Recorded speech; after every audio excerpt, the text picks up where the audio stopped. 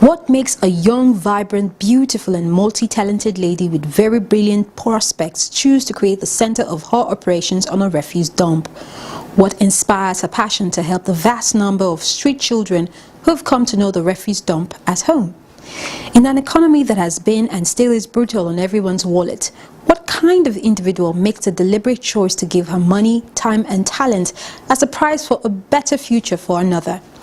That kind of person has got to be really and truly special in every sense of the word. In this interview, Tolu answers these questions. She reveals a past that laid the foundation for the present to restore hope for the future. My name is Tolu. I'm from a very special family background where my mom is married to someone else and my dad is married to several other people, and that meant that I had to go through different families. I call it a family web. So it gave me a unique kind of background. Her description of herself as unique goes beyond her special family background. Academically, I couldn't read until I was in primary 4, primary 5. Gave me a very interesting background academically also. I came 25th position in primary 2 out of 25 people in class. I was very smart. In GSS1, I came 67th position, which meant that too wasn't so good. Researchers and scientists believe that reading skill and verbal ability are predicted by the asymmetry of the temporal plane, a brain area that processes auditory information. Poorly performing children had more symmetrical temporal planes compared with a left-weighted asymmetry, which is more commonly seen. According to a lead author from a study group, children may fail to develop adequate reading skills because of their environment, abnormal brain structure, or both. They also found that children from low-income homes performed more poorly in reading tests. It's now I begin to understand why I was that smart as a child, because I had to raise many more smart people in Nigeria, if you understand what I mean. Because I had kids in GSS3 now who can't spell raising, and I knew that the experiences I had as a child is something I have to, and how I got over it has to be something that I have to do with my work and replicate what my grandfather, who taught me how to read and write, did with me. And that's what I'm doing right now, bringing back the good news from the old age back to the new school. As if dealing with a constant family shuffle and poor academic performance was not enough, more dire news awaited young Tolu. Some spiritualists came up with this prophecy that I was going to die young, and it kind of like woke me up to the fact that I know that truly everybody will die, and I just don't want to be a census count. I don't want to be associated with a birth certificate and a death certificate. I wanted to leave something behind, and the best way to do that, according to Zig Ziglar's book that I read, was by giving. According to some school of thought, the ability to give is more often than not a calling. However, Tolu thinks is genetic. I think everybody who is created in this life has something that God wired them to do, and I think I was wired to do what I'm doing because it's something I inherited from the bulk of my family members. Most of us are givers in my family, so it's easy for me to do. I can give in my sleep, so that's what leads me to what I'm doing. Whether as a result of Tolu's commitment to giving or not, these seers had a literal change of their perspective about her future. Those who prophesied that I was going to die young came back and said I wasn't dying again. But the point is, I was already awake. I knew that life is more than a pretty face. I knew that life is more than the cars you drive or the clothes you wear. What is important after you're gone is what you leave behind, and the life of people. The best investment you can ever make in the life of kids and the life of people in general. And those that remember you won't remember the Gucci dress you wore last year. What they remember is the hospitals you built, the schools you built, and those you helped. Tolu proceeded to complete her graduate degree at the Onabisi Onabanjo University in Ogun State, where she studied mass communication. Her active pursuit of an education did not in any way deter her passion for social service. On the contrary, she was further inspired to do more. I started Lord's Charity Foundation as an undergraduate, which meant I had no money. I came out of school, and while everybody was busy writing application, I was busy writing my ideas down.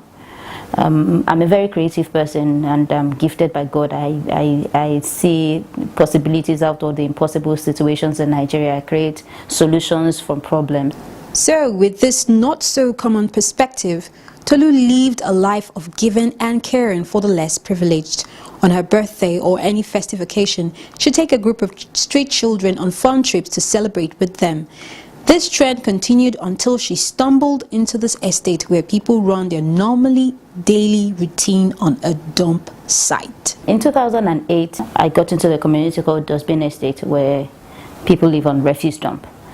What I used to do before 2008 was go celebrate street kids on festive period. When I got to Dustbin Estate, I said to myself, I have to stay here. I have to make change happen here. First, nobody should be staying on the refuse dump.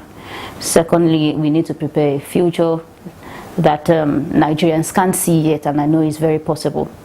So we started with the celebration of life. Obviously, we had 1,000 kids show up for party.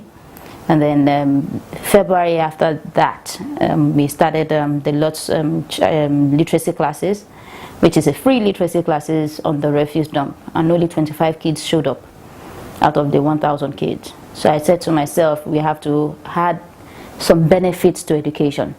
So if you come to class, we take you out. And, we make you have fun. If you come to class, we give you clothes. If you come to class, we give you food. If you come to class, you know, the things that will attract people to make education interesting. So that gave birth to the feeding plan. That's the LOTS soup kitchen. If you're in school regularly or anything happens, anybody wants to come for outreaches on the refuse dump, we consider those who come for the literacy classes first.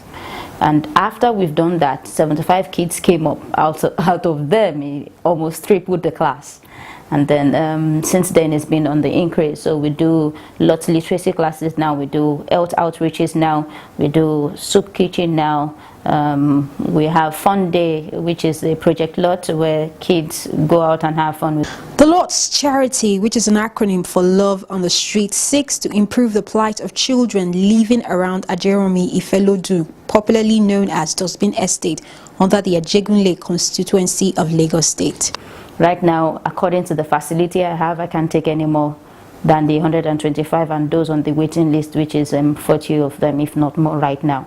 So until we raise enough funds to be able to build the world-class resource center that is still in my brain and is still in my womb, then we would stay there.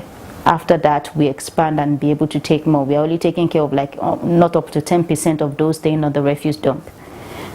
We don't know what will happen, but again, that's the plan. From its inception, the funding of the LOTS Charity Foundation has come from her personal purse, contributions from friends and families, and also donations from concerned philanthropists. However, there are several other problems impeding the successful attainment of Tolu's visions for the kids in Dustbin Estate.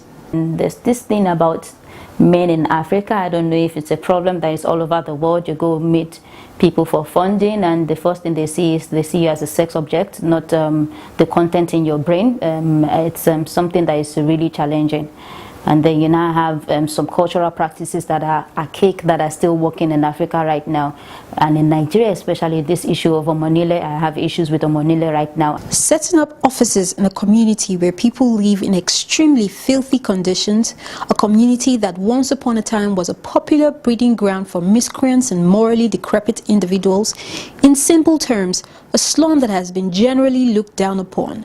We wonder what this woman, Tolu Shongosonya, who passionately looks out for the welfare of the children in this community, hopes to achieve in all of this. When people see these kids, they see them as riffraffs. They see vulnerable children. I see presidents, I see governors, I see those who would be world-class mechanics, I see those who would feed this nation, I see those who will lead this nation aright.